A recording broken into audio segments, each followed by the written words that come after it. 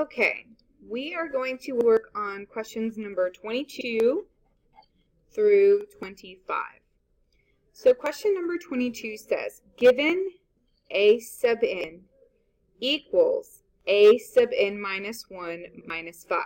That sounds like a lot, but really we have two variables here. We have a sub n and we have a sub n minus 1. These are just two variables. You could call them x and y if you really wanted to, but the math people don't do that. So we could have y equals x minus 5. Something like that, if that helps you to see what's happening a little bit better. Okay? Then it says where a sub 1 equals 1. Now again, a sub 1 is just a variable. Okay? This tells us our very first term. So knowing this, I know that I'm going to need to create a sequence. This is the formula. This is the recipe for creating my own sequence. So you notice I don't have a list of numbers here like I do on the next one.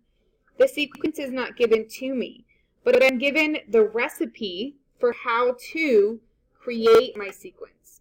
Once I've created my sequence, I'm trying to find the fourth term. Okay, so when I do that, I always give myself 4 spots. And I'm looking for the fourth one. Now, where do I start? How do I even know where to start with my sequence? Conveniently, they always tell you that. Okay, this time they gave me the first term. They could have given me the second term or the third term, but they didn't. They gave me the first term. So think about it. This is the first term, a sub 1. This is the second term, a sub 2. This is the third term, a sub 3. This is the fourth term, a sub 4. So they gave me a sub 1, which is 1. And you're like, okay, well, how do I get the other terms? Conveniently, they told me that as well. When they put this minus 5 here, they're telling me how to get the next term. They're telling me that my common difference is to subtract 5 every time. Okay? And you're like, Miss, there's a lot of things. So let me kind of highlight. Subtract 5, subtract 5, subtract 5. Okay, well, maybe I'm not really great at subtracting. That's all right. So, let's take care of this. So I'm starting with the number 1. 1 minus 5 is negative 4. Cool. So now I take negative 4 minus 5. Negative 9. So then I take negative 9 minus 5. Negative 14. And that's all they wanted. They just wanted that answer right there. So you have to not be afraid of all of these symbols and recognize them for what they are. They are just variables. You're just used to the variables x and y. So it's okay. It's all right. Now, something different that we also do with sequences is find the formula for the nth term. What is that and why do I care? Well, what if on question 22 they had asked me for the 100th term? I would have to do this until the 100th term because I have no other way to do it. Okay? I would have to do it 99 times to get to the 100th term. Okay? I don't want to do that. That's obnoxious. So if I can instead create a formula for the nth term, nth meaning I can put whatever number I want. I could put 4 in there, or I could put 100, or 52, or 70 million. The nth term, meaning any term I want, I can find, and I can find it easily. Our formula for that is actually something you're very familiar with. You guys know this formula. We're going to use the same formula, except with different symbols. So instead of y, we'll use our function notation f of n. Instead of slope, we're going to find our common difference. Instead of x, we're going to find our n, which is the number of term we are. And instead of b, we're going to find the 0 term. So they gave me the first term here. I'm going to have to go find the 0 term. Okay? So let's draw a line. We're not actually doing these problems together. They are two separate problems. But I do like to refer back so you can see the difference and the similarities. Here they actually gave me the sequence. Okay? Here they did not. They gave me my common difference, which is -5, and they gave me the first term. On here, they gave me the sequence, so I'm going to have to find these things on my own. So what I like to do first is find my common difference. So the question is, how do I get from here to here? Well, if I have $1.25, how much more money do I need to get $4.50? Well, I just said more, so I know that I'm increasing. But maybe I'm not great at decimals. Maybe they freak me out. Maybe I don't really like them. That's fine. So I'm going to take my second number, 4.50, and I'm going to subtract the previous one, 1.25.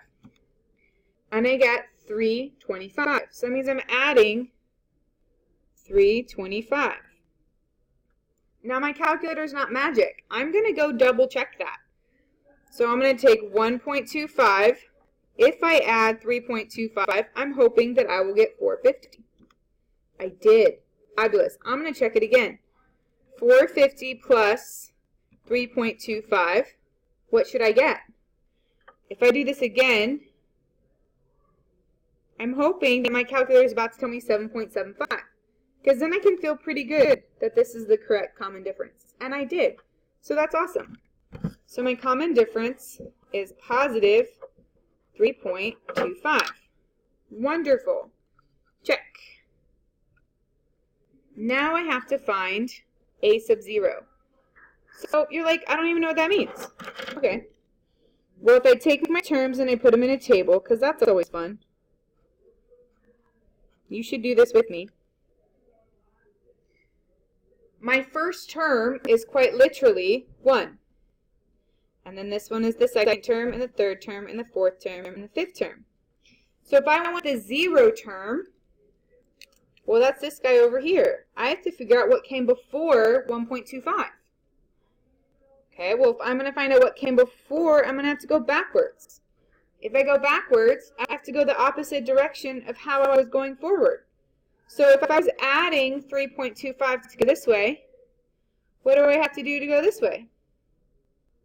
That's right. I have to subtract 3.25. So I can figure out what happened before that. So I'm going to take 1.25 minus 3.25. And I get -2. Just a solid -2. I could put -2.0 if I want to keep with the decimal theme here. Maybe I want to double check. Maybe I don't trust my calculator. It's lied to me a few times.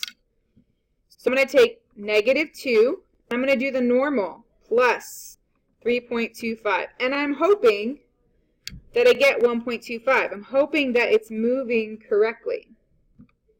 And it did. So I know that I found the correct a sub 0 is -2. So now I have everything I need. I can write my function. Check. So my function is f of n. Remember, that just means y equals my common difference, which is 3.25. Remember, that's the same as my slope. Then my letter n, because when we use sequences, we use the letter n instead of the letter x. Just something that we do. Check. And then I'm going to add my a sub 0. Well, but my a sub 0 is negative, so instead of putting plus, I'm going to put minus, because it's a -2, or -2. And that's it. And you're like, Miss, why? Why all the things? Because now I can find my value no matter what. They're going to ask me at 120. I could find it at 50. I could find it at 5. I could find it at 70. Because all I have to do is plug one little number in right there. Boom. Okay? And then I can find anything I want. So in this case, they want f of 120. So we're going to take our function, and we're finding when n is 120. If n was 120 up here, we're trying to figure out what is down here. Well, I don't have a table that goes to 120. That would be crazy. Okay, and then we calculate. I don't know about you. I can't do that in my head. So you should grab your calculator. You should do this with me. You should be practicing. 3.25. Yes, I'm going to use parentheses because I'm multiplying times 120.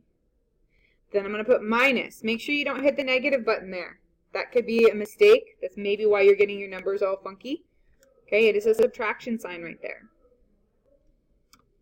And you get 388. Right? So at f of 120, at my function, when I put in a 120, I'm going to get out a 388.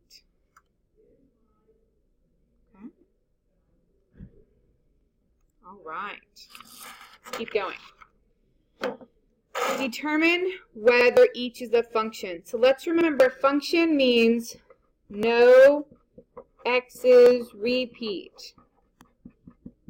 And that's really all we're looking for. No x's repeat. So if I look over here, if 3 was a button on my calculator, push, what's it going to do? Well, it's going to pull up -1. Fabulous. If I push 0, what's it going to do? It's going to pull up 0. Fabulous. If I push -3, what's it going to pull up? 0. Is that okay? Absolutely. If I push -6, what's it going to give me? 2. None of these gave me 2 outcomes. They all gave me 1 outcome. So this is fine. Yes. No x's repeat. Now if I look at this one, it's a little bit different. It's not like pushing buttons. This one I could use the vertical line test. So my x's are on the x-axis, which means this is x's 1, 2, 3, 4, 5, right? So if I were to draw a line right here, I could pick anywhere. I should probably pick a few places. My hope is that it only touches that line 1 time. But I see 3. 1, 2, 3. That means when x is 2, I have 3 different y values. Right? So this point would be x, oops, sorry. This would be 2, 1, 2, 4, 2, -2. That's a lot of repeats right there. Now, not a function. No. X equals 2 repeats. Wah, wah. All right, this one. Here are my x values. My x's are always on top. 1, 2, 3, 4. Those do not repeat. Yes. No x's repeat. That one was simple. Okay? So don't let those be intimidating. You'll have a few of those on your quiz on Friday, right? So this would be a really good thing to look at. You'll also have a few of these on your quiz on Friday. So winner, winner, chicken dinner, pay attention right here. We want the domain and range of each graph. So if you remember from class, the first thing we're going to do is write our ordered pairs for our endpoints. Okay? So in this case, this one right here is -1 because I went to the left 1, but +2 because I went up 2. And remember, this is my x and that's my y. But this one, I'm going to the right. So I always start at 0, 0 in case you're lost. I always start at 0, 0 and I count to the left or to the right.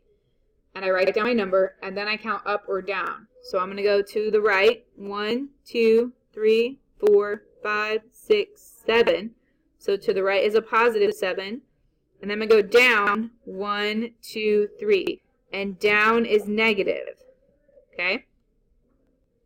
So those are my 2 points. So for my domain, I'm going to have something less than x less than something.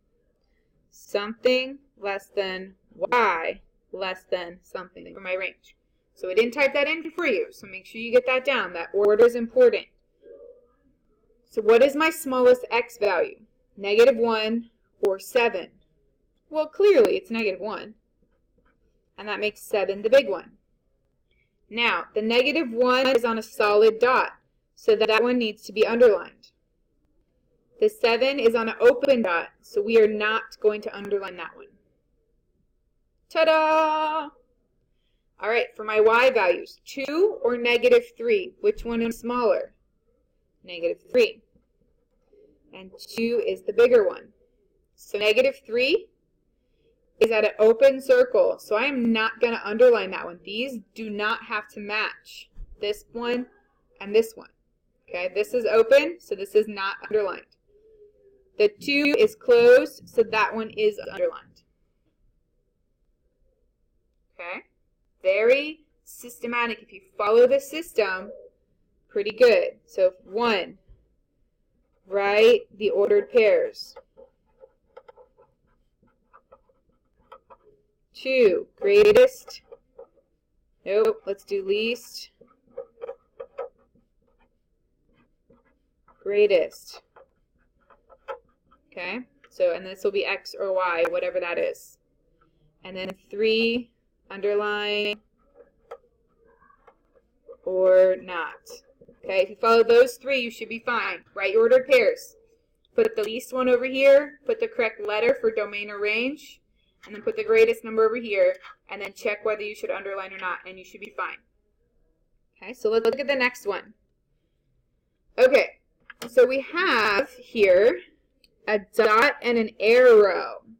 Okay, don't let that confuse you. It's going to be okay. I still want to find my ordered pair. So I'm going to go to the left, so the left is negative. 1, 2, 3. So negative 3. And I'm going up 1, and up is positive. So negative 3, 1. And then this is an arrow, but we're still going to kind of think about it. I'm going to the right, so that's positive infinity for my x value. And I'm going up, so that's also positive infinity for my y value. If I had gone down, that would be negative infinity for my y value. If I went left, that would be negative infinity for my x value. But I did not, so we're fine. So here's my little setup. Remember, x is domain, range is y. If you forget that, Dr. XY lost his ID. Domain is your x values or your independent values. Range is your y values or your dependent. Okay, that could be helpful if you want it. Dr. XY lost his ID. So my domain should always have an x, and my range should always have a y. Your multiple choice questions sometimes will do it backwards. They'll write the word domain as an answer choice, but they'll use the letter y to see if you really know. So don't lose points on something really silly like that. Okay, so x's. I have negative 3 and I have infinity. Which one's smaller? Negative 3. My y values. I have 1 and infinity. 1 is smaller. Infinity will always be bigger. Okay, unless it's negative infinity, well then it's the smallest. Okay, so what do you remember about when we have infinities? We're only going to use the part that has the x's and the y. We're not going to actually write the infinities in our final answer. So we're going to come down here. And we're going to write our final answers. I want it to go letter, then symbol, and then number. So if I take this one is backwards. I'm going to take the whole thing and flip it over. So I'm going to have x. This is opened up to the x. So I want it to stay open to the x, but now my x is over here. So I have to flip it. Bing. Okay. Negative 3. Then I'm going to do my y's. So I have y. Again, this is open up to the y. So I want to flip it. 1. This is our final answer. Last one. Here we go.